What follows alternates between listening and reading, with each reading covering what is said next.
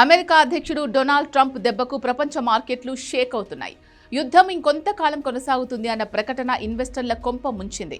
6 రోజుల తర్వాత బంగారం, వెండి ధరలు మళ్లీ పతనమయ్యాయి. రేట్లు పడిపోతుండటంతో ఇన్వెస్టర్లు పెట్టుబడుల ఉపసంహరణకు మొగ్గు చూపుతున్నారు.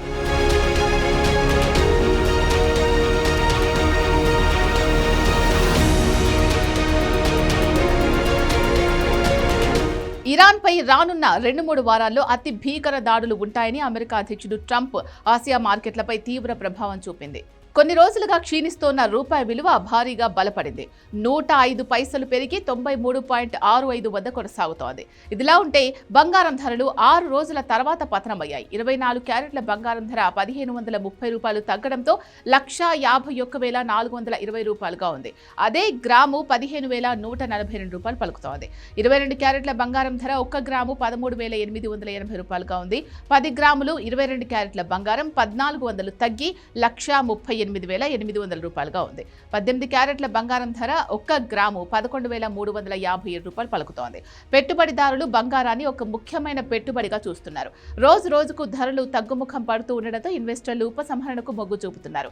అంతర్జాతీయ అస్థిర పరిస్థితుల కారణంగా దేశీయ మార్కెట్ల నుంచి విదేశీ పెట్టుబడులు తరలిపోతున్నాయి.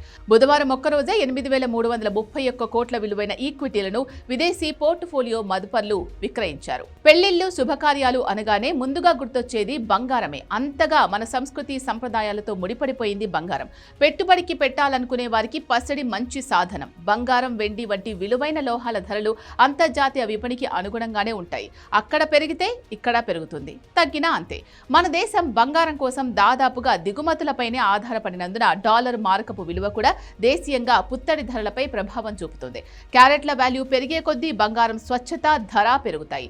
మేలిమి బంగారాన్ని 24 క్యారెట్లు అన్నమాట. అంటే ఇది 99.9 స్వచ్ఛమైన బంగారం అన్నమాట. ఇది కాయిన్స్, బార్స్, బిస్కెట్ల రూపంలో మాత్రమే దొరుకుతుంది. అమెరికా ఇరాన్ యుద్ధానికి ముందు బంగారం ధరలు జెట్ స్పీడ్ తో పరుగుపెట్టాయి. వారం మొదలయ్యాక బంగారం, వెండి ధరలు గత కొన్ని రోజులుగా దిగొస్తున్నాయి. మధ్యలో కొంత పెరిగినా మళ్లీ తగ్గుతున్నాయి. అంతర్జాతీయ స్పాట్ గోల్డ్ ఔన్స్ ధర $4,138కు దిగొచ్చింది.